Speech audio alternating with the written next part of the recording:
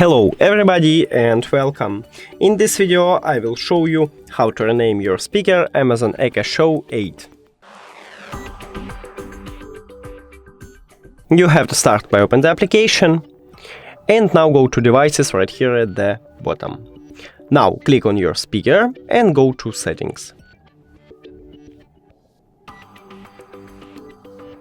Then click edit name and now write the best one for you. Let's say I wanna remove this text and add something new.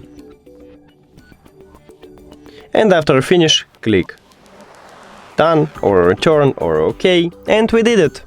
Thank you for watching this video. If you found it helpful, please consider subscribing to the channel and leave the like on the video. It's really important to us. See you later.